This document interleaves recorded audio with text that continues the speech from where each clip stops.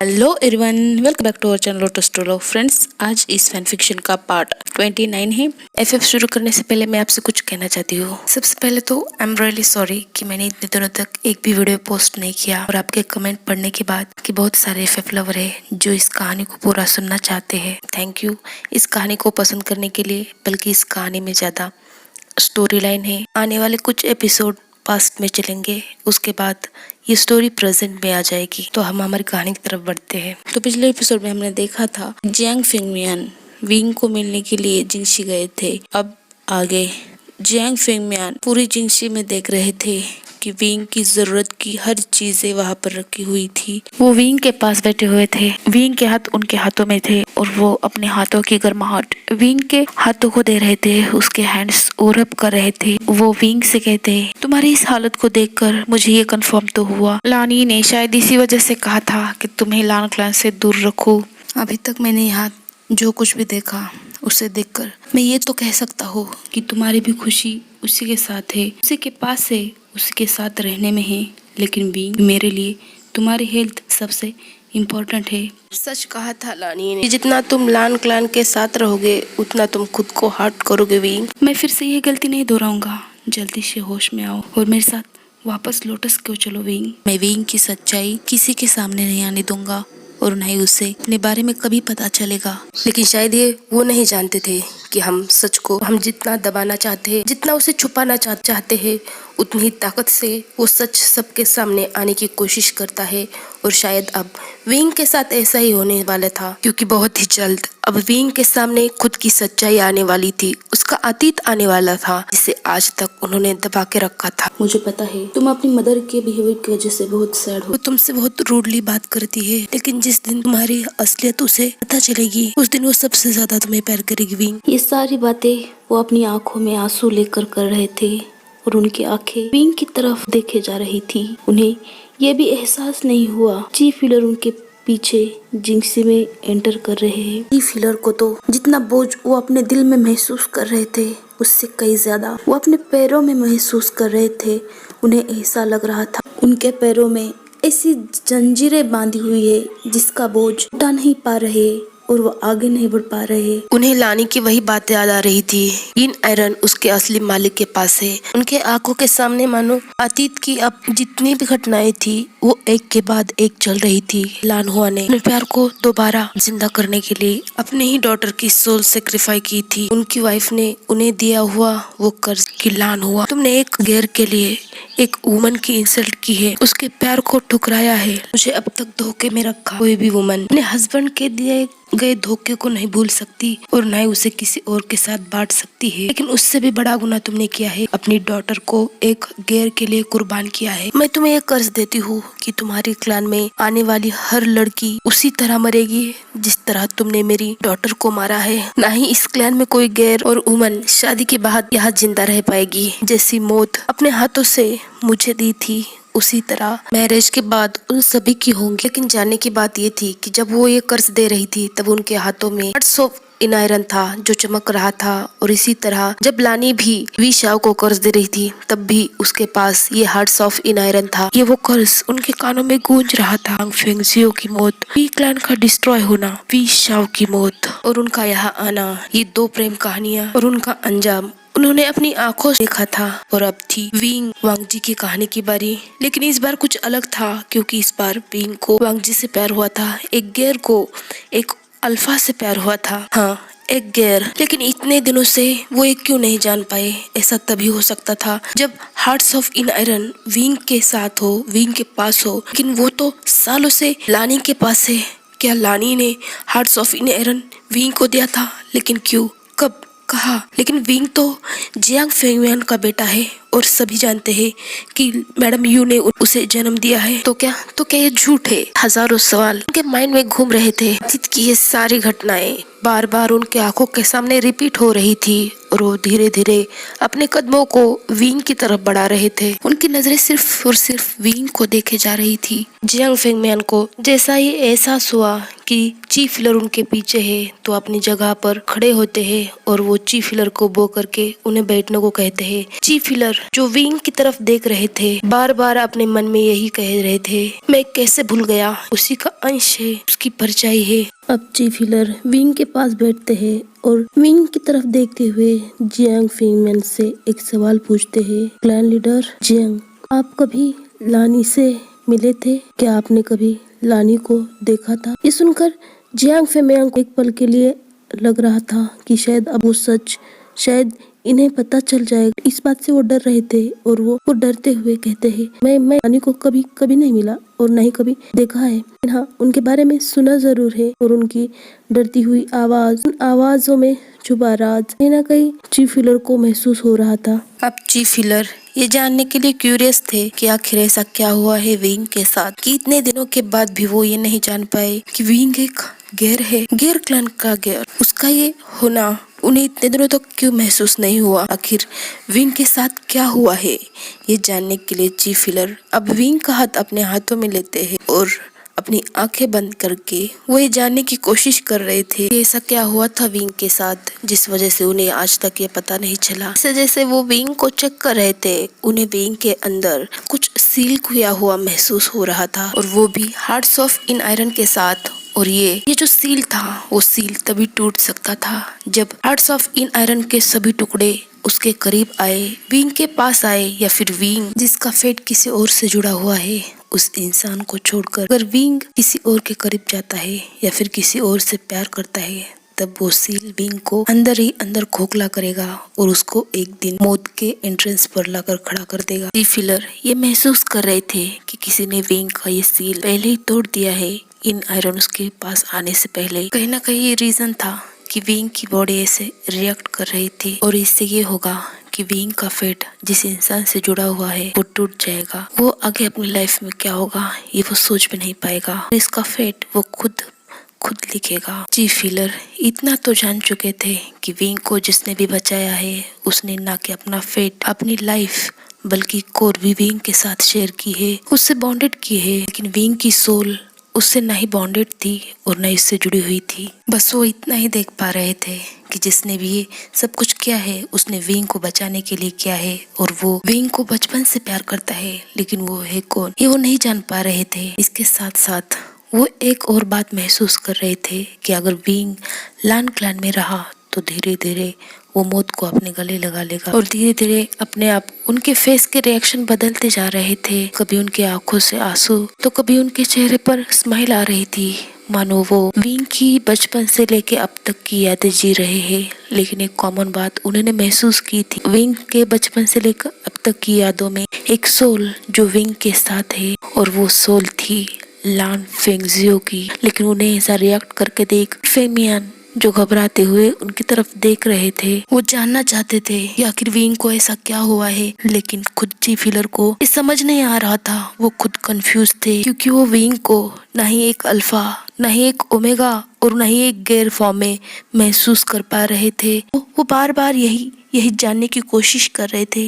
लेकिन हर बार वो नाकामयाब हो रहे थे और वो कुछ समझ नहीं पा रहे थे कि आखिर ये है क्या। नहीं ओमेगा, नहीं अल्फा और न ही एक गैर, ये कैसे हो सकता है। इतना तो कंफर्म है कि हार्ट्स ऑफ इन आयरन इसके अंदर है, तो इसका मतलब ये सब कुछ लानी ने किया होगा, क्योंकि लानी वो आखिरी इंसान थी जिसके पास हार्ट्स ऑफ इन आयरन था और जिस वजह से लानी की सच्चाई सभी से छुपी हुई थी, ब्लैक मैजिक की सच्चाई। हार्ट्स ऑफ इन आयरन की वजह से कोई भी ये नहीं जान सकता कि वो ब्लैक मैजिक यूज कर रही है, उसके पास ब्लैक मैजिक है या नहीं। फ्रेंड्स, मैं आपको बता दूं, यही रीजन था कि विंग के अंदर इन आयरन होने के बावजूद भी वांग जी ये महसूस नहीं कर पा रहा था कि विंग के अंदर इन आयरन है या नहीं, क्योंकि हार्ट्स ऑफ इन आयरन उन सभी आयरन के टुकड़ों से ज्यादा पावरफुल और प्योर था और जिसके पास जब भी वो टुकड़े आएंगे वो अपने आप हार्ट्स ऑफ इन आयरन को जुड़ जाएंगे। इसी जब विंग वेन रोहन को मार रहा था तो उसके तीनों टुकड़े विंग के बॉडी में अब्सॉर्ब हो चुके थे और वो हार्ट्स ऑफ इन आयरन से जुड़ चुके थे। यही रीजन था कि वांग जी को विंग के बॉडी में ब्लैक मैजिक और इन आयरन महसूस नहीं हो रहा था। बैक टू स्टोरी, ये सारी बातें चीफ हिलर सोच रहे थे वो अपने मन में बार बार यही कहे जा रहे थे, लान ई, आखिर क्या किया है तुमने इसके साथ? इसका फेट, इसकी कोर, उसकी लाइफ किससे बॉन्डेड की है लानी? तुमने किससे बॉन्डेड की है? तुम ऐसा कैसे कर सकती हो लानी? अगर ये गैर है, वी क्लैन का एक गैर है, तो हर गैर में एक फ्रेगनेंस होती है, उसकी एक स्मेल होती है, वो उन्हें महसूस नहीं हो रही थी। लेकिन ये गलत तब साबित हुआ जब जिंक्सी में कोई एंटर होता है और जिसके आने से अपने आप विंग के बॉडी से वो स्मेल अब रिलीज हो रही थी। और जी फिलर ये बात अच्छे से जानते थे कि कोई भी गैर अपनी स्मेल तभी ज्यादा इंक्रीज करता है जब उसका पार्टनर उसके आसपास हो। और वो स्मेल जैसे ही जी फिलर को महसूस होती है, वो एक झटके से अपनी आंखें खोलते हैं और उस शख्स को वो घूरे जा रहे थे जो अभी जिंक्सी में एंटर कर चुका था, और उससे वो बहुत हैरानी से और गुस्से से देख रहे थे। और कुछ ऐसा ही हाल उस शख्स का था, वो बहुत गुस्से से ची फिलर को देख रहा था और उसकी आंखें साफ साफ उसका गुस्सा बयां कर रही थी। और ये देखकर ची फिलर समझ चुके थे कि वो कर्ज कहीं ना कहीं इस पर भी हावी हो चुका है।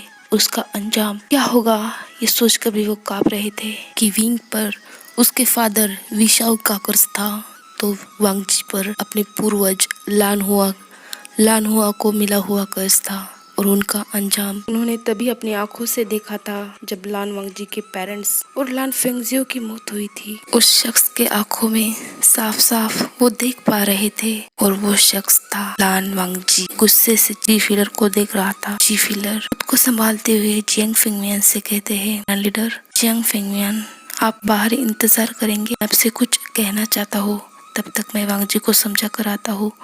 ये सुनकर जियांग फेंगमियान ची फिलर को वो करते हैं और जिंक्सी के बाहर चले जाते हैं। वांगजी गुस्से से ची फिलर से कुछ कहना चाहता था, लेकिन इससे पहले ची फिलर कहते हैं, जाने दो उसे, यही सही होगा, तुम दोनों के लिए जितना हो सके उतना दूर रहना उससे। इतने दिनों से उसके साथ जो कुछ भी हो रहा है उसका रीजन तुम हो। ये बात उन्होंने इतनी इजीली कही थी। वांगजी कुछ समझ ही नहीं पा रहा था। जो ची फिलर इतने दिनों से विंग को यहाँ मैरिज करने के लिए फोर्स कर रहे थे, इजीली ऐसा कैसे कह सकते हैं? उसे यहाँ से दूर जाने दो। वांगजी को कुछ रिएक्ट ना करता देख ची फिलर अपने आप से बातें किए जा रहे थे, नहीं इसमें तुम्हारी गलती और नहीं उसमें उसकी, कि हर गैर अपने पार्टनर को जब भी अपने आसपास पाता है तो ये स्मेल रिलीज करता है, जिस वजह से उसका पार्टनर उसकी तरफ अट्रैक्ट होता है अपने आप। मेरा ये सोचना गलत होगा कि विंग अब लान क्लैन को उस कर्ज से रिलीज कर सकता है, क्योंकि विंग के पास तो ना ही अपनी कोर है, ना ही अपनी लाइफ है,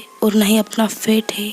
इतना कहकर ची फिलर तो वहां से निकल गए थे, लेकिन वांगजी यही सोचकर स्टोन बनकर खड़ा हुआ था, जाने दो उसे।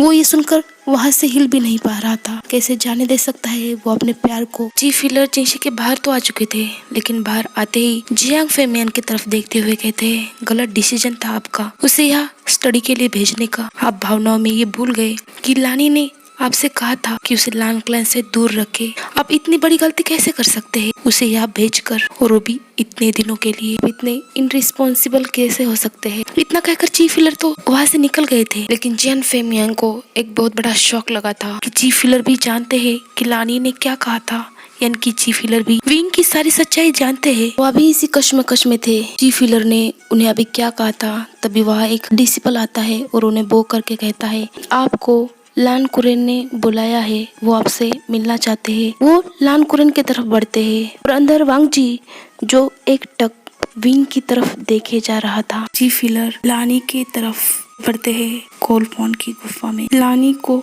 आवाज देते हुए जोर जोर से चिल्लाते हैं, लानी आखिर तुम इतनी गिरी हुई हरकत कैसे कर सकती हो? क्या सोचकर उसका फेट और उसकी कोर किसी और के साथ बॉन्ड की है? बोलो आखिर क्यों मैं उसे गैर या फिर अल्फा के फॉर्म में देख नहीं पा रहा था? क्या किया है लानी तुमने उसके साथ? ही मेरे सवालों का जवाब दो। लानी कहती है, हाँ यही तरीका था मुझे उससे बचाने का, मुझे उससे सेव करने का, और उसके साथ साथ उसे किसे? लानी तुमने खुद को समझ क्या रखा है? अगर उसकी डेथ हो चुकी थी, उसकी लाइफ इतनी ही थी, तो तुम होती कौन हो नेचर के खिलाफ जाने वाली लानी? बोलो, तुम्हारी वजह से आज वो कितना सफर कर रहा है पता है तुम्हें? और तुम कहती हो कि तुम्हारे पास यही तरीका था उसे बचाने के लिए, कि अगर उसका फेट किसी और से जुड़ा हुआ है, उसकी एंडिंग उसी तरह होने वाली है सब सुन के लानी हंसते हुए कहती है, मुझसे तो ये गलती अनजाने में हुई क्योंकि मैं नहीं जानती थी कि उसका फेट से बॉन्ड हो जाएगा, लेकिन आपने तो ये गलती जानबूझकर की थी। तो बचा था अपने लानहुआ के डॉटर को। अगर आप उसे सेव ना करते तो ये सब कुछ ना होता। चीफ हीलर हंसते हुए कहते हैं, अनजाने में ही तुम किसी क्लैन को तबाह कर देती हो, अनजाने में ही तुम मुझे यहाँ लाती हो और अनजाने में ही तुम इस बच्चे के साथ इस हद तक बुरा कर सकती हो। तुम अनजाने में ही क्या क्या कर सकती हो लानी। क्या तुम्हें रियलिटी में कुछ करना या फिर सच में कुछ करना नहीं आता? ये सब सुनकर लानी गुस्से से तिलमिला रही थी और वो गुस्से से कहती है, नहीं आता है मुझे कुछ रियलिटी में करना। क्या आप पछता रहे हैं?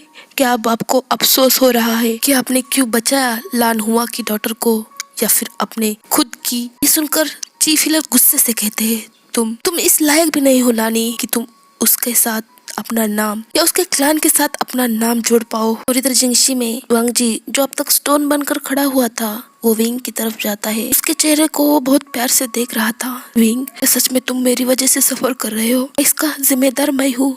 जब से उस शुआलियों के से हम आए हैं तब से तुम्हारे साथ कुछ न कुछ हो रहा है। और तभी वांगजी के माइंड में वो विंग की बातें चल रही थी। तुम सब कुछ कैसे भूल सकते हो लानजान, कैसे भूल सकते हो? ये याद आते ही वांगजी विंग से कहने लगता है, ऐसा क्या था जो मैं भूल गया था? बोलो विंग, ऐसा क्या था जो मैं भूल चुका हूँ और तुम मुझे बार बार उसे याद दिलाने की कोशिश कर रहे थे? जल्दी से होश में आओ, मेरे सवालों का जवाब दो विंग। लेकिन विंग तो अभी भी बेहोश था। लेकिन वांगजी ये समझ चुका था कि जब भी वो विंग के करीब जाने की कोशिश करता था या फिर विंग उसके करीब आने की कोशिश करता था, हर बार विंग कुछ अलग रिएक्ट करता था, मानो उसे कुछ रोक रहा हो उसके करीब आने से। लेकिन तभी वांगजी को अचानक अपने कानों में चीफ हीलर की बातें सुनाई दे रही थी, दूर रहो उससे, जाने दो उसे। वांगजी की आंखें गुस्से से लाल हो रही थी। वो कहता है, नहीं रह सकता दूर, नहीं से जाने दे सकता हूँ विंग, मैं तुम्हें कहीं नहीं जाने दूंगा और नहीं तुम्हें कुछ होने दूंगा, चाहे इसके लिए मुझे कुछ भी करना पड़े, किसी से भी लड़ना पड़े या किसी को भी मारना पड़े। वांगजी ये सारी बातें कह तो रहा था लेकिन ऐसा लग रहा था कोई और उससे ये बातें बुलवा रहा हो। वांगजी कुछ सोचकर अब वहां से खड़ा होता है और विंग की तरफ स्माइल करते हुए जिंगशी के बाहर जाने के लिए डोर ओपन करता है। डोर के बाहर सिचन खड़े हुए थे। ब्रदर आप? और उसके आगे कुछ वो कह नहीं पा रहा था। ये देखकर सिचन कहते हैं, वांगजी क्या मैं अंदर आ सकता हूँ? क्या मैं चिलदेवी को एक बार देख सकता हूँ? ये देखकर वांगजी सिर्फ हाँ में सिर हिलाता है और उन्हें बिना कुछ कहे चीफ हीलर के पास जाने लगता है, क्योंकि अब वो जानना चाहता था चीफ हीलर से कि वो आखिर क्या जानते हैं विंग के बारे में। वांगजी का ऐसा बिहेव सिचन को कहीं ना कहीं हर्ट कर रहा था, लेकिन वो जानते थे कि पिछले कुछ दिनों से वांगजी ऐसे ही रिएक्ट कर रहा है, उसका बिहेवियर कुछ ऐसा ही हो गया है। लेकिन ऐसा क्यों है वो नहीं जानते थे। वो आज वांगजी से पूछना चाहते थे कि वांगजी ऐसा क्यों कर रहा है, वो बदला हुआ क्यों है। लेकिन वांगजी ने उन्हें कुछ भी पूछने का या फिर कहने का मौका ही नहीं दिया और वो वहां से चला गया। अब सिचन जिंगशी के अंदर आते हैं, विंग के पास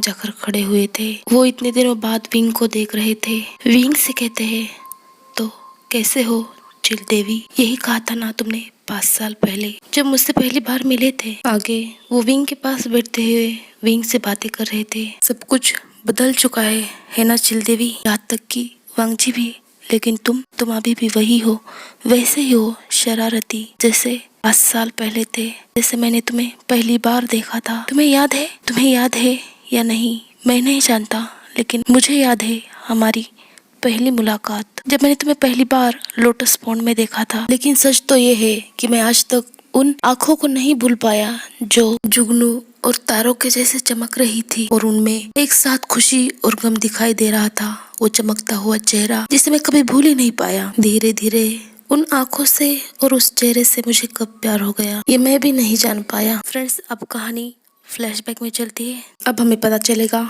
कि सिचन ने वांगजी से ऐसा क्यों कहा था कि वो विंग को पहले से जानता है और वो साल में एक बार कहा जाते हैं। जब सिचन हर साल की तरह इस बार लोटस क्यों गए थे यानली को यहाँ पढ़ने आने के लिए इनविटेशन देने, तो वो इनविटेशन देकर वापस जा रहे थे, क्योंकि उन्होंने अपने रहने का इंतजाम किसी बाहर होटल में किया हुआ था। रात के 8-9 बज चुके थे। तभी उन्हें कहीं से रोने की आवाज सुनाई दी और वो उस आवाज को सुनते हुए वो लोटस लेक आ पहुंचे, जहाँ उन्हें उस अंधेरी रात में भी 2 आंखें चमकती हुई दिखाई दे रही थी। लेकिन उन आंखों में आंसू चमक रहे थे। चमकता हुआ चेहरा जो चांदनी रात में भी इस चांद के जैसा चमक रहा था और वहाँ था एक 12 साल का लड़का जो लोटस लेक में बोट पर बैठकर कुछ लोटस सीड तोड़ रहा था, रोते हुए उन्हें खा रहा था। और उसके पीछे थी एक डिस्ट्रॉय हो चुकी हुई सोल, जो देखकर सिचान को यही लग रहा था कि कहीं ये सोल उस लड़के को हार्ट तो नहीं कर रही है। उनका भ्रम तब टूट गया